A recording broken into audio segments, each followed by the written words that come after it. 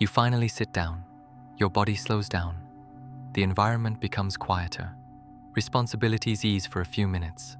And then, your mind starts all over again. Thoughts appear uninvited. Memories come out of nowhere. Small worries return. Old conversations resurface. Future scenarios begin playing in your head, as if your brain had been waiting for this exact moment of silence to restart all internal activity. And maybe the most frustrating part of all of this is that you were actually trying to rest. You wanted a pause, but your brain seems to interpret pause differently, as if silence doesn't mean rest, but exposure. Open space for the system to go back to monitoring everything that stayed active in the background throughout the day. Have you ever noticed that? During tasks, distractions, and movement, your mind seems relatively controlled. But the moment you sit down, the moment you slow down, the moment you exist without immediate stimulation, your brain starts speeding up on its own again, as if something had been building up, waiting for the first opportunity to surface. And this creates an extremely important question. Why does the mind seem to restart precisely in the moments when we finally stop? Most people believe this happens because they overthink. But in many cases, the problem doesn't begin with thoughts. It begins with the state of the nervous system. There's a concept in neuroscience called residual cognitive activity. The brain does not fully shut down mental processes when switching activities. Part of your attention remains attached to conversations, problems, micro-worries, unfinished tasks, future simulations, emotional interpretations, even if you don't consciously notice it. So imagine what happens throughout the day. Your brain receives notifications, information, decisions, stimuli, micro-tensions, interruptions, social expectations, emotional pressure. All of this activates small internal responses, but many of those responses are never emotionally completed. They remain open, and the human brain has enormous difficulty ignoring unfinished processes. There's a psychological phenomenon called the Zeigarnik Effect. The mind tends to keep active any experience perceived as incomplete. That's why thoughts return. That's why worries resurface. That's why seemingly small things continue occupying mental space. The brain doesn't like unfinished loops, and when silence finally appears, the system uses the absence of distraction to resume everything that remained partially processed. Now notice something even deeper. Maybe your mind is not starting again. Maybe it never truly stopped. Throughout the day, you were simply too busy to notice the level of internal activity constantly happening underneath everything, and that changes the entire perspective. Because many people believe the problem begins during moments of rest, but often, rest only reveals the state the brain had already been operating in the entire time. There's another important concept called continuous attentional load. The modern brain rarely enters complete attentional closure. It simply switches focus. It leaves one task and enters another, leaves one stimulus and enters another, but it remains activated. And the longer the system operates this way, the harder it becomes to slow down naturally. Now think about this. Your brain spends the entire day responding, interpreting, predicting, deciding, monitoring, adapting. So when a pause finally appears, the system does not automatically enter recovery mode. First, it tries to organize everything that remained circulating internally. And that explains why so many people feel their mind turn on precisely at night, or in the shower, or before sleep, or during the few quiet moments of the day. Not because those moments create the thoughts, but because they remove enough distractions for the brain to finally notice its own internal noise again. Notice how this appears in daily life. You sit down to watch something, but pick up your phone at the same time. You try to relax, but start thinking about unfinished things. You try to rest, but feel the urge to check something, as if simply remaining still creates discomfort. And maybe it actually does, because a hyperstimulated brain loses familiarity with low activation states. There's a concept called hyperstimulation adaptation. When the system spends too long receiving constant stimulation, silence begins to feel incomplete. The absence of activity feels strange, and then the brain starts automatically filling empty space with thoughts, with planning, with anticipation, with worry, with distraction. Now notice something curious. Many people believe the brain overthinks because something is urgently wrong, but in many cases, the brain overthinks because it no longer knows how to remain in cognitive rest. There's a huge difference. Cognitive rest is the system's ability to reduce internal processing without interpreting that reduction as danger. But a brain accustomed to continuous vigilance interprets pause differently, as loss of monitoring. And loss of monitoring can create physiological insecurity. That's why some people feel restless precisely when everything slows down. Now imagine this. For hours, your brain remained occupied. Occupation creates direction. But when you finally sit down, attention no longer has an immediate external target, and then the system turns inward. But many people carry accumulated tension, unnoticed fatigue, partially processed emotions, repetitive micro-worries, residual hypervigilance, and when external focus disappears, all of this becomes more noticeable. There's another important concept called interoceptive amplification. When the environment slows down, the brain increases awareness of internal experiences. Heartbeat, muscle tension, restlessness, thoughts, emotional sensations. Everything feels more intense in silence. And this helps explain why some people struggle even to do nothing, because states of pause increase contact with what had been partially avoided through constant movement. Now think about the impact of this over time. If every time you try to rest, your brain restarts worries, rest itself begins losing its sense of safety, and then the system learns something dangerous. Stopping means coming into contact with discomfort. This creates a silent cycle. The person stays busy to avoid excess internal activity, but excess internal activity increases precisely because the brain never fully slows down. And the more this pattern repeats, the more automatic it becomes. There's an even deeper layer to all of this. The human brain was not designed to live under continuous stimulation without real recovery. But modern life practically removes natural spaces for deceleration. While you walk, there is information. While you eat, there is information. While you rest, there is information. The brain rarely experiences moments of true reduction in sensory input, and this profoundly changes the way the system regulates attention. There's a concept called cognitive switching fatigue. Every time your attention rapidly shifts focus, the brain consumes additional energy to reorganize processing, message, video, notification, thought, task, sound, worry. The system constantly switches, and little by little, the brain begins losing depth of presence. It remains superficially distributed in multiple directions at the same time. Now imagine the impact of this when you finally sit down. The brain does not immediately enter rest. It keeps trying to complete attentional fragments left open throughout the day, like a computer with dozens of tabs still running in the background. Maybe that's exactly why so many people say, "My body is tired, but my mind won't stop." Because physical exhaustion does not mean cognitive closure. The system may be completely fatigued and still remain mentally activated. Notice something interesting. The more exhausted the brain becomes, the harder it may become to interrupt automatic thoughts. That sounds contradictory, but there is a neuropsychological explanation for it. There's a mechanism called reduced executive control.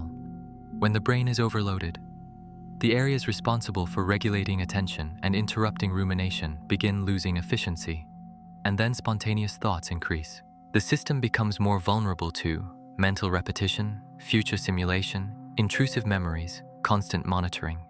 Now think about this. Maybe the problem is not that your mind wants to keep thinking. Maybe your brain is simply too exhausted to slow down properly, and that completely changes the way you see your own experience. Because many people interpret this state as personal failure, laziness, lack of discipline, lack of mental control, when in reality, the system is operating under prolonged overload. There's another important concept called cognitive inertia. The brain tends to remain in the same operating state it has maintained for long periods of time. If you spent hours solving problems, monitoring tasks, responding to stimuli, anticipating demands, the system does not instantly switch into deep relaxation. It carries residual momentum, like a fan continuing to spin even after being turned off. Now notice how this connects emotionally. Many people only notice their level of exhaustion once they finally stop. During movement, the system partially numbs internal signals, but when pause appears, fatigue surfaces, anxiety surfaces, restlessness surfaces, accumulated thoughts surface, and then the brain starts associating rest with emotional discomfort. That is extremely important, because the issue stops being only excess thoughts. The issue becomes the relationship the system created with silence itself. There's a concept called aversion to slowing down. Some nervous systems learn that reducing pace means coming into contact with unpleasant internal experiences. And then the brain begins avoiding pause, even unconsciously. That's why so many people grab their phone automatically, seek constant distraction, need background noise, struggle to simply exist without stimulation. Silence exposes accumulated internal activity. Now imagine this happening for months or years. The brain begins losing familiarity with states of mental quietness and everything unfamiliar. The system observes cautiously. That's why some people describe something very specific. When I finally have time to rest, my mind gets worse. But maybe it's not getting worse. Maybe it's simply becoming visible. Notice the depth of this. Throughout the day, the brain disperses attention across multiple stimuli. But in silence, attention turns inward, and what had been spread out returns concentrated. Old thoughts, accumulated tension, micro-worries, unprocessed emotions, all of this becomes louder when the environment slows down. There's another interesting concept called residual cognitive salience. Everything the brain considers emotionally relevant remains partially active even outside conscious awareness. So imagine how many small experiences the system accumulates every single day. Ignored messages, small uncertainties, micro frustrations, comparisons, expectations, invisible pressures. None of it seems serious, but all of it consumes processing power. And the modern brain rarely receives enough time to emotionally complete these experiences. Now notice something even more important. Not every recurring thought represents a real problem. Sometimes it simply represents a brain trying to find closure. But there's one detail. The brain believes more thinking will produce more resolution, and that's why it keeps repeating analysis. But excessive analysis rarely creates rest. It only creates more activation. This produces an extremely modern cycle. The person is tired, so they try to rest.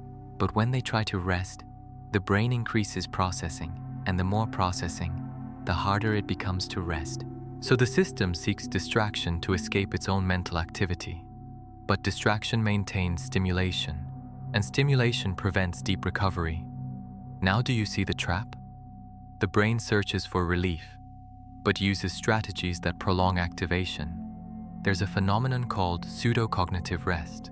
The person appears physically still, but the brain remains highly active, scrolling through videos, switching between apps, consuming stimulation, thinking in the background. The body is sitting down, but the nervous system continues functioning as if it still needs to stay alert. And maybe that's exactly why so many people feel, I rest, but I don't feel recovered. Because recovery does not depend only on stopping physically. It depends on genuine reduction of mental vigilance. Now think about the physiological impact of this. If the brain remains partially activated, the body remains activated too. Shorter breathing, muscle tension, fragmented attention, the sympathetic nervous system still engaged. Nothing extreme, but enough to prevent deep restoration. There's another concept called incomplete recovery. The system enters small pauses, but never reaches true partial shutdown. And without partial shutdown, fatigue accumulates progressively.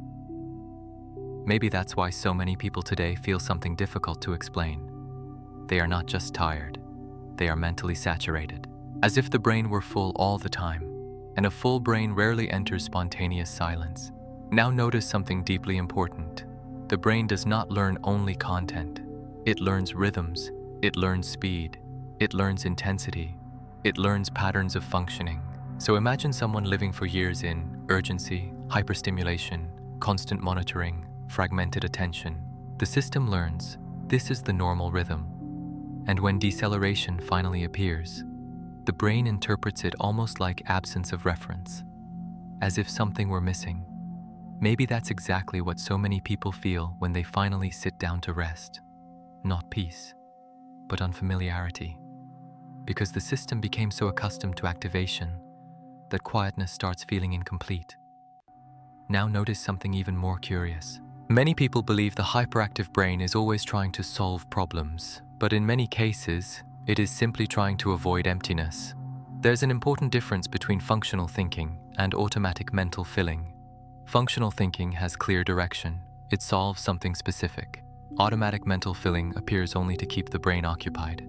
Excessive planning, repetitive reviewing, scenario simulation, constant checking, endless analysis. All of this can function as an unconscious way of avoiding complete deceleration because fully slowing down requires something many nervous systems have forgotten: how to tolerate internal quietness. There's a concept called intolerance to mental rest. The brain becomes so accustomed to cognitive movement that low activity states begin creating physiological discomfort. And this explains something extremely common.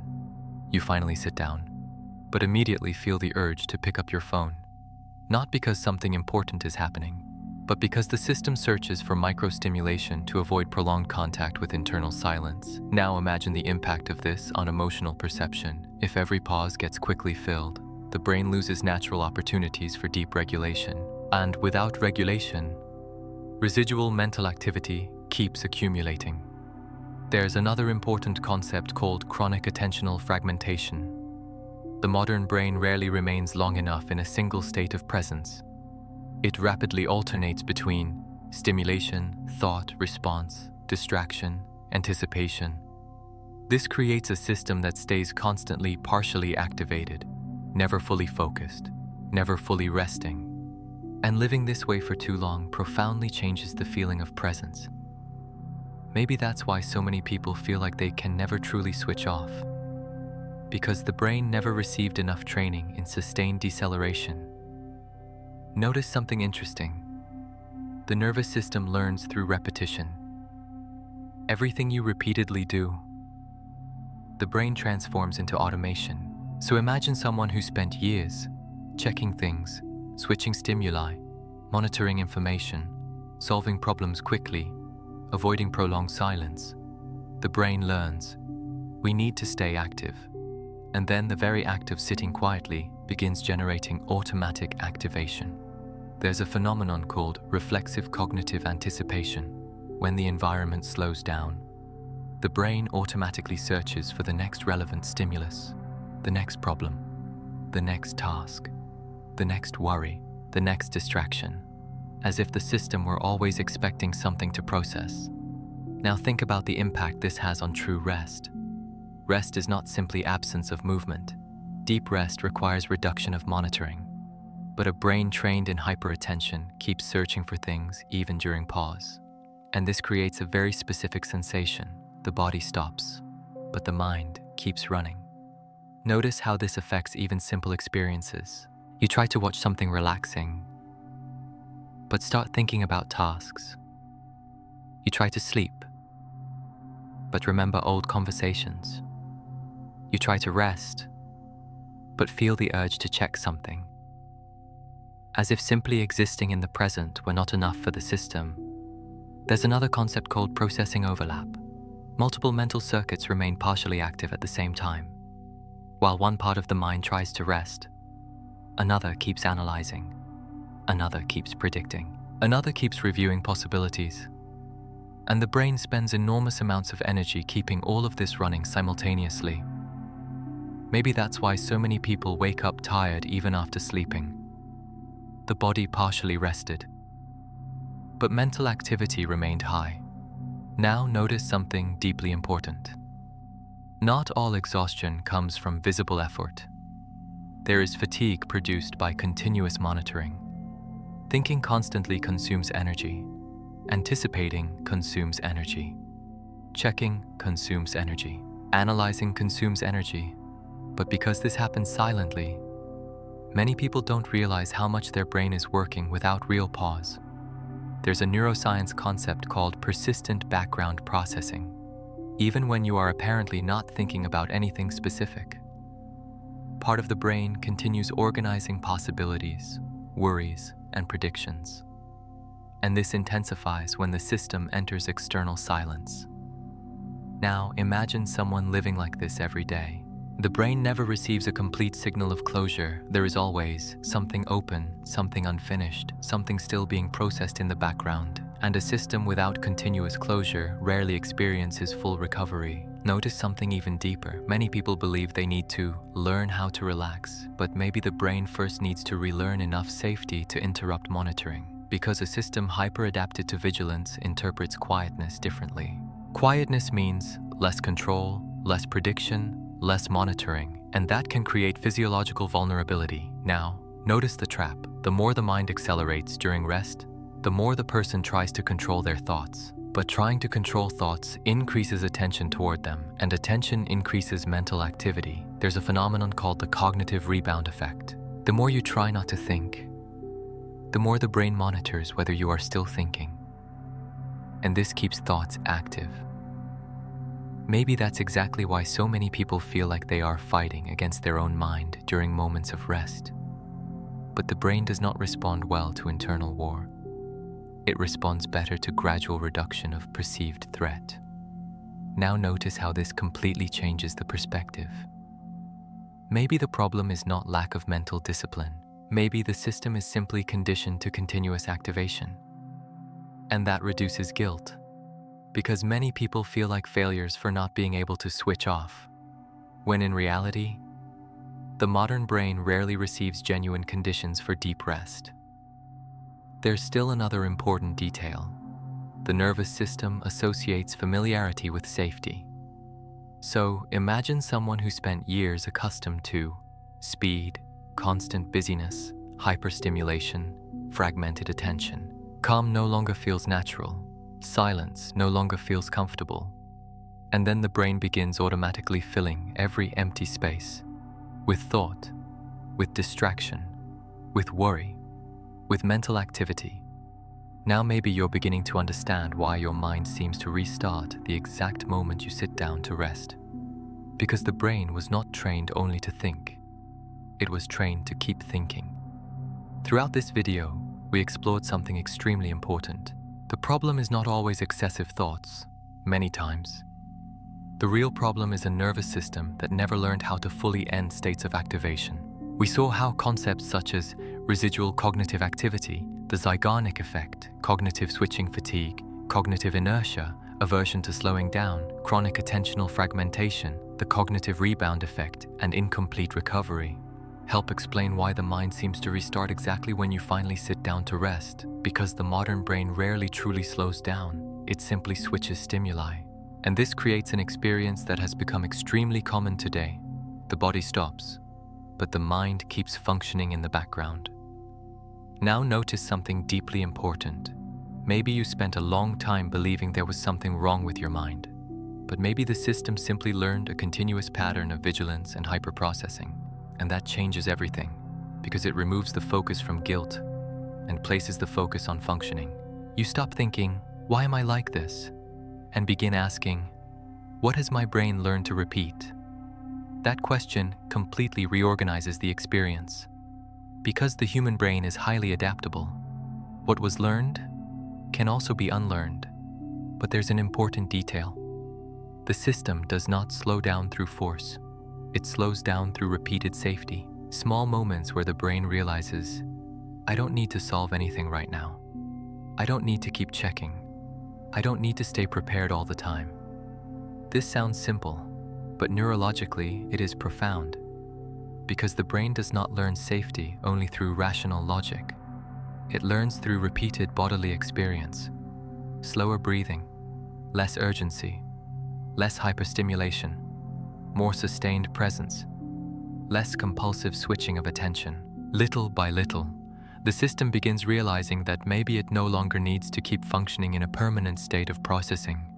Notice something important. True rest is not merely the absence of tasks. It is the absence of continuous monitoring. And maybe that's exactly what so many people have never fully experienced. They stop physically, but remain mentally switched on. They continue predicting. They continue reviewing. They continue processing. They continue trying to anticipate, and then they believe they don't know how to rest, when, in many cases, the brain has simply lost familiarity with states of deep quietness. Now, imagine this. What if the goal were not to completely shut off the mind, but to gradually reduce the constant need for monitoring? That perspective changes everything, because nobody needs to wage war against their own thoughts. The system first needs to feel safe enough to reduce speed, and this happens in layers, not instantly. There's something extremely important about the human brain. It responds more to repetition than intensity. Small, frequent experiences of slowing down can begin reorganizing internal patterns. Short moments of presence without excessive stimulation. Real pauses without the immediate need to fill silence. Gradual contact with quietness without automatically escaping into distraction. All of this teaches the system something new. Maybe it's safe to slow down. Now notice how this transforms the meaning of rest. Rest stops being stopping activities and becomes allowing the system to reduce vigilance. Because a hyperstimulated brain can remain exhausted even during physical rest. And maybe that's exactly what so many people are feeling today. Not just fatigue, but inability to reach genuine mental rest. Notice how all of this connects.